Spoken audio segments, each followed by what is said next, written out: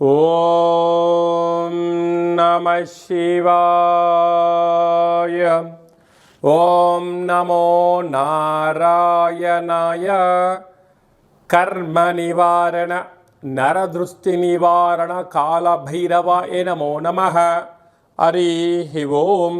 ఓం కాళకాలాయ విద్మహే కాళాతీతాయ ధీమహి తన్నో నరదృష్టి నివారణ కాళభైరవ ప్రచోదయాత్. హరి ఓం.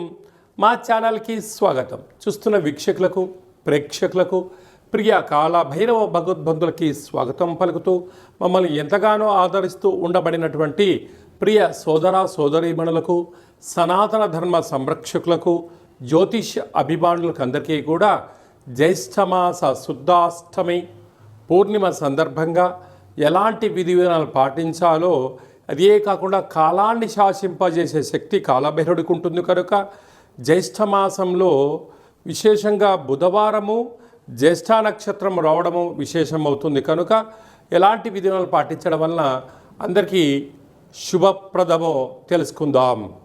1వ తారీఖు 6వ నెల 2025 నుంచి 15/6/2025 వరకు పుట్టినటువంటి వారందరికీ కూడా ముందస్తుగా జన్మదిన శుభాకాంక్షలు.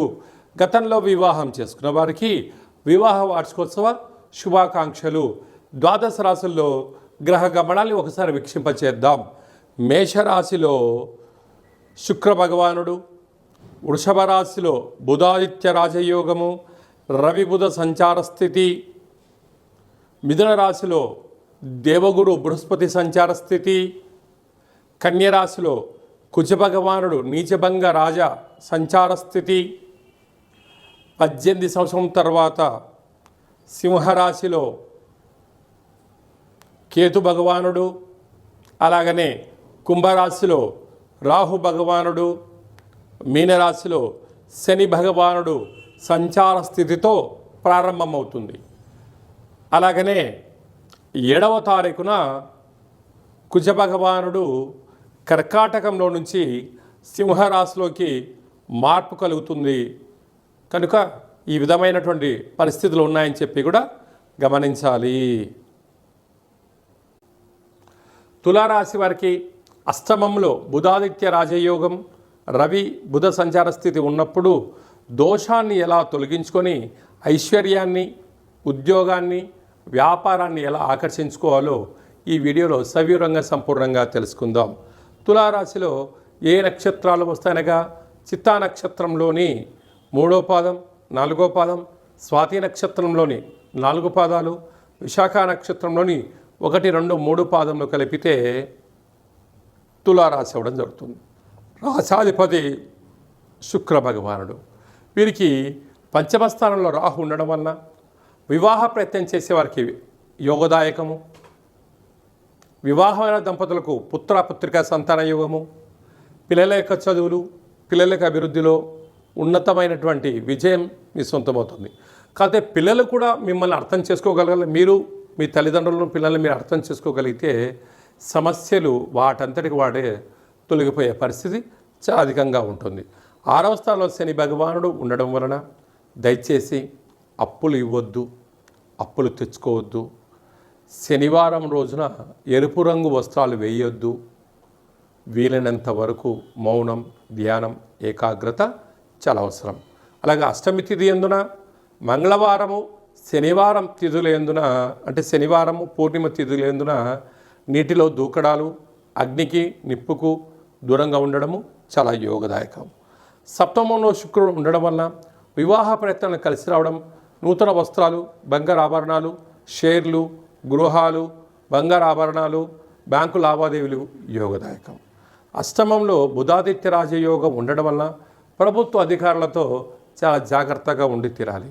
నోరు జారారా దానికి భారీ మూల్యం చెల్లించుకునే పరిస్థితి ఉంటుంది. కోర్టు సమస్యలు, పోలీస్ స్టేషన్లు, బంధువులు, మిత్రులు, స్నేహితులు మీ యొక్క నోటి దుడుసుతో దూరమయ్యే పరిస్థితి ఉంటుంది. దీనివల్ల ధనాన్ని కూడా కొద్దిపాటిగా పోగొట్టుకునే పరిస్థితి అధికంగా ఉంటుంది. అన్నిటికన్నా ఆరోగ్యాన్ని కాపాడుకోవాలి. ఆరోగ్యమే మహాభాగ్యము. వేలకు తిండి, వేలకు నిద్ర, వేలకు ఆసనం, వేలకు ఔషధ సేవనం చేసేవారు చేయగలుగుతూ ఉండగలిగినట్లయితే పెద్ద పెద్ద సమస్యలు దూరమయ్యే పరిస్థితి చాలా అధికంగా ఉంటుంది. భాగ్యస్థానంలో గురువు ప్రేమికుల మధ్య సయోధ్య, భార్యాభర్తల మధ్య అన్యోన్యత ఉండగలిగినట్లయితే మరో మైలురాయి మీరు దాటబోతున్నారు. అలాగే రాజ్యస్థానంలో కుజ భగవానుడు ఉండడం వలన వ్యాపారాలు, పెట్టుబడులు యోగదాయకం. ఏకాదశంలో కేతు భగవానుడు, ఇది పెద్ద అదృష్ట యోగం. అంటే మీరు ఏదైతే ఆలోచన చేస్తూ ఉన్నారో ఒక 5 సంవత్సరాల తర్వాత, 10 సంవత్సరాల తర్వాత ఇలా విజయాన్ని సాధించబోతున్నాము అనేటువంటిది మీరు ఒక ప్రణాళికాబద్ధంగా జీవితాన్ని ఏర్పాట్లు చేసుకోండి.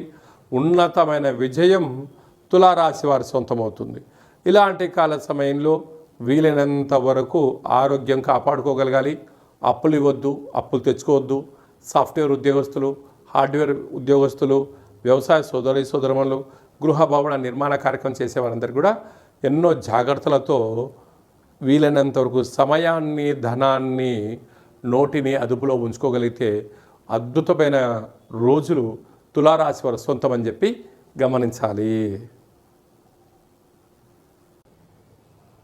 ఈ జ్యేష్ఠమాసంలో శుద్ధాష్టమి అలాగనే పూర్ణిమ సందర్భంగా మనము విజయం సాధించగలగాలి అన్నట్లయితే ఎప్పుడైతే జ్యేష్ఠమాసము, జ్యేష్ఠ నక్షత్రము, నక్షత్రాధిపతి బుధుడు, అందులో ఈసారి బుధవారం రావడము చాలా విశేషంగా పరిగణించగలగాలి. ఇలాంటి కాల సమయంలో బుధవారం పూట అనగా పూర్ణిమ రోజున మనము ఉదయాన్నే లేచి ఇంటినల్లా శుద్ధి పెట్టుకొని పెసరలు కానీ పెసరపప్పును కానీ భగవంతుడికి, విష్ణుమూర్తికి నైవేద్యంగా పెట్టి 10 మందికి పంచడం వలన మంచి బుద్ధి, మంచి జ్ఞానము, మంచి వ్యాపార అభివృద్ధి కలుగుతుంది. అలాగనే సాయం సంధ్యాకాల సమయంలో ఒక చారడంత పెసరలను కానీ పెసరపప్పు కానీ అలాగా ఆకుపచ్చ కలిగినటువంటి జాకెట్ పీసులో మూట కట్టి ఇంటి గుమ్మానికి, యజమానికి, మన వాహనాలకు, గృహాలకు దిష్టి తీసి, అంటే వాటిపైన కర్పూరం బిళ్ళ పెట్టి దిష్టి తీసి బయట పడేయడం వలన వ్యాపార అభివృద్ధి, జన ఆకర్షణ, ధన ఆకర్షణ, జ్ఞానశక్తి కలిగి అపారమైనటువంటి ధన సంపద మన సొంతం అవుతుందని చెప్పి గమనించాలి. అలాగనే ఇక్కడ విశేషంగా జ్యేష్ఠమాసంలో మనకు అలాగనే వేసవి తగ్గి వర్షాకాలంలోకి మనం ప్రారంభం అవుతూ ఉంటాం. ఇలాంటి కాల సమయంలో రోగ నిరోధక శక్తి పెంచుకునేటువంటి ఆహారాలు భుజించడం, పెసరపప్పుతో కూడుకున్నటువంటి ఆహారం భుజించడం, పెసరపప్పుతో కూడుకున్నటువంటి పదార్థాలను దానం, ధర్మం చేయడం వలన మంచి ఆరోగ్యము, రోగనిరోధక శక్తి కలిగి సంపూర్ణ ఆరోగ్య స్థితి ఉంటుందని చెప్పి గమనించాలి. అలాగనే వ్యక్తిగత జాతకం తెలుసుకోవాలనుకుంటున్నారా? మీరు పుట్టినటువంటి తేదీ, నెల, సంవత్సరం, పుట్టిన సమయము, మీ పేరు రాసి వాట్సాప్లో మీరు పంపించగలిగినట్లయితే 100 సంవత్సరముల జాతకాన్ని సవివరంగా సంపూర్ణంగా వ్రాసి మీకు అందజేయడం జరుగుతుంది. మీకు పుట్టినప్పుడు గ్రహ గమనాలు ఎలా ఉన్నాయి, ప్రస్తుతం ఎలా ఉంటున్నాయి, రాబోయే కాలంలో ఎలా ఉండబోతున్నాయో వివరించడం కూడా జరుగుతుంది. అలాగే చాలామందికి డేటా బర్త్లు లేనటువంటి వారికి మీ పేరు యొక్క మొదటి అక్షరాన్ని అనుసరిస్తూ రాశి యొక్క స్థితిగతులను తెలియచేస్తూ రమణ శాస్త్రం ద్వారా అనగా గవళ ద్వారా కాళభైరవ ఉపాసన చేత భూత, భవిష్యత్, వర్తమానాన్ని తెలియజేయడం జరుగుతుంది. కనుక ఆసక్తి గలవారు ఈ కింది నెంబర్ని ఆన్లైన్ ద్వారా కానీ ఆఫ్లైన్ ద్వారా కానీ వాట్సాప్ ద్వారా సంప్రదించి జాతకాన్ని తెలుసుకొని జీవితంలో ఉండబడిన అడ్డంకులను తొలగించుకొని అందరూ ఉన్నతమైనటువంటి ఉజ్వలమైనటువంటి బంగారు భవిష్యత్తులో జీవన గమనాన్ని పొందాలనేది చిన్న విన్నపం. అలాగే ఇంకనూ మనం సాధించగలగాలి అన్నట్లయితే ఈ యొక్క పాత్ర కంచు పాత్ర అంటారు. మన పెద్దవారు చెప్తుంటారు, కంచు మోగినట్టు కనకంబు మోగులు గదరా సుమతి అని చెప్తుంటారు.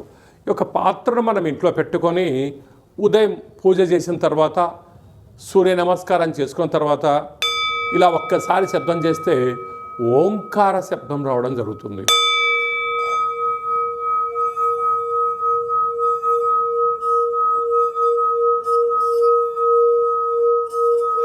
ఈ యొక్క శబ్ద తరంగాల్ని ఇంట్లో సృష్టించడం వలన మనిషి శరీరంలో ఉండబడినటువంటి 7 చక్రాలు వికసింపచేయడం, ఇంట్లో ఉండబడినటువంటి దరిద్ర దేవత బయటికి వెళ్ళడం, లక్ష్మీదేవి గళ్ళు గళ్ళుమంటూ ఇంట్లోకి రావడం, విద్యార్థులు మంచి చదువు, ఉద్యోగం రాని వారికి ఉద్యోగము, వ్యాపార ఆకర్షణ, జనాకర్షణ కలిగి మనం అనుకుంటున్న అన్ని పనులు విజయం సాధిస్తామని చెప్పి గమనించాలి.